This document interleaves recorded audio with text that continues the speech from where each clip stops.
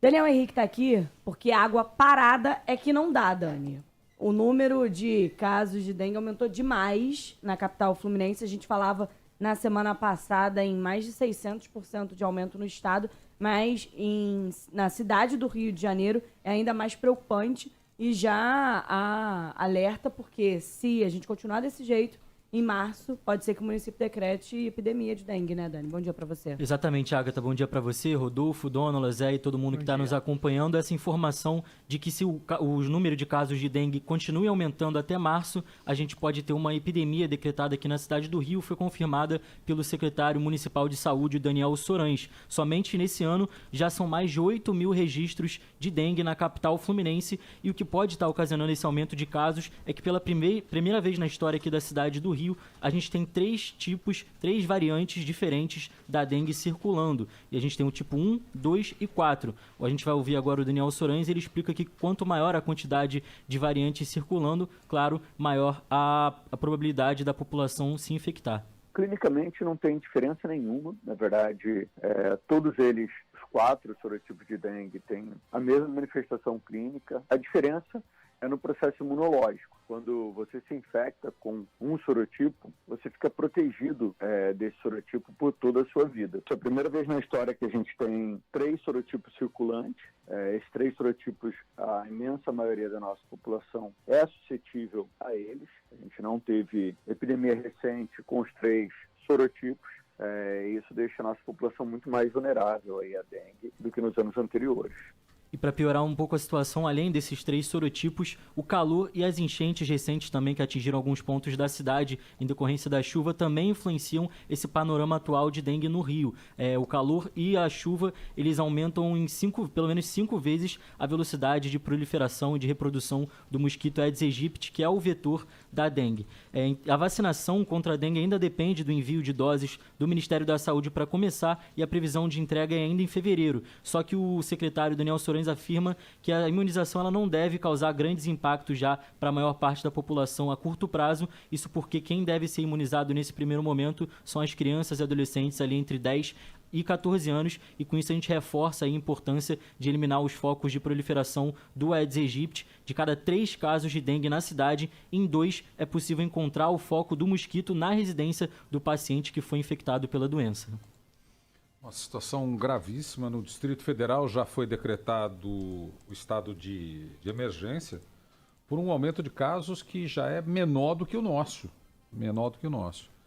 E muito recentemente, com pandemia, não com endemia, mas com pandemia de coronavírus, que é uma outra situação, a gente teve que lidar com palavras novas, variante, subvariante, agora é sorotipo, né? Sorotipo, que são, sei lá, subvariantes do tal do bicho aí da dengue. Caramba, que situação, Rodolfo. E os dados, assim, se a gente não tiver, de fato, um controle num prazo de até quando? Março, alguma coisa assim? Até março.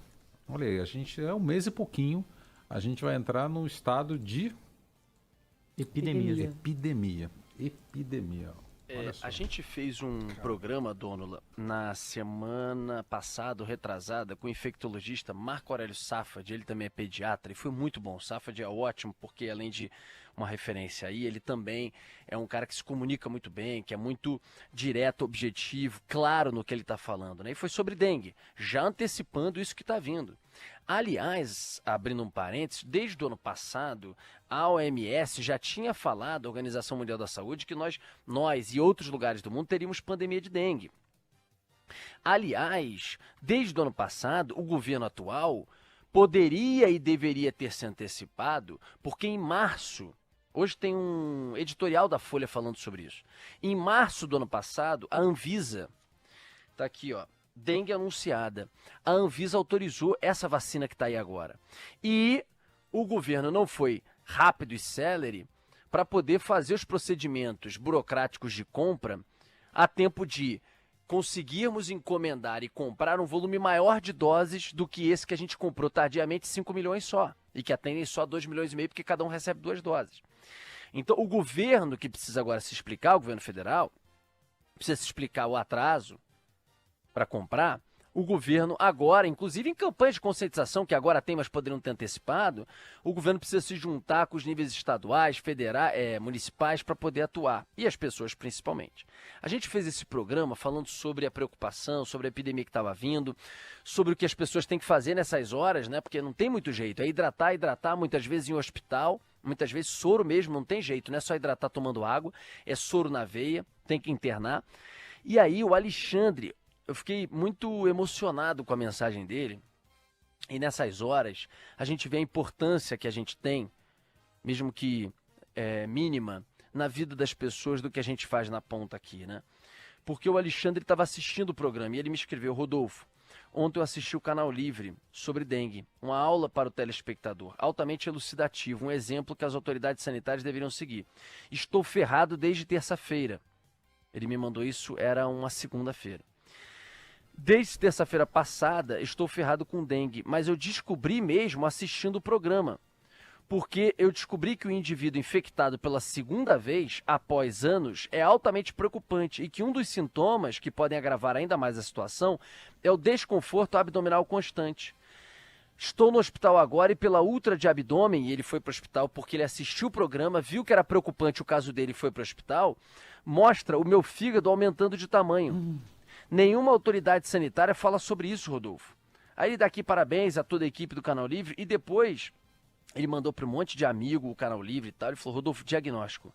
Estou evoluindo, ele me mandando no hospital, Dônula. Estou evoluindo para dengue hemorrágica. Serei internado agora diante dos resultados dos exames. O Canal Livre me salvou, ele escreveu aqui. E aí eu mandei mensagem para ele respondendo e tal, e a gente foi falando, não sei o que, não sei o que lá. Ele depois voltou para mim quinta-feira passada. Amigo, boa noite. Consegui sair do CTI agora há pouco. Minhas plaquetas foram a 20 mil, mas eu consegui recuperar. Estou previsto de alta amanhã.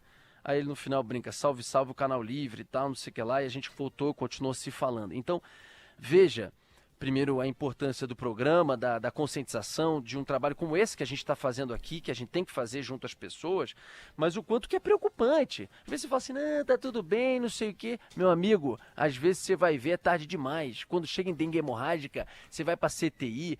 A gente perdeu muita gente assim naquela epidemia lá de trás. Rodolfo, muito preocupante a situação. Volta só nesse ponto aí. Tem um desconforto abdominal, então, que ele sentiu e que isso é sinal ou sintoma de dengue hemorrágica, é isso? É, mas é mais ainda preocupante quando você já teve há Já anos. teve, O que o Safad disse é que quando você teve e você volta a ter... Sim, a tendência hemorrágica é bem maior, né? É isso aí. Esse quadro ele é mais preocupante, consequentemente mais grave, e se você tiver com dor abdominal forte, mais grave ainda, tem que procurar um hospital logo, porque você pode estar tendo, aumento como de ele fígado? teve, aumento de fígado, outras variáveis e principalmente você pode estar entrando numa dengue hemorrágica. Olha isso, que interessante observar essa informação. Então, desconforto abdominal, dor abdominal, principalmente para quem já teve dengue. Pode ser aumento de fígado. E no caso dele foi pro CTI mesmo. Foi pro CTI. O Sandro Espinosa tá escrevendo para a gente aqui na live. Aqui em Rio das Ostras, os números da dengue subiram assustadoramente. Ele já teve e ele fala que ele quase faleceu, que a coisa, no caso dele, também foi bastante grave. Falou bastante que ele teve grave. 3 vezes, que a última foi hemorrágica. Exatamente. Valeu, Dani. Obrigado, Dani. Obrigado. Atenção, valeu, Dani, pelas informações.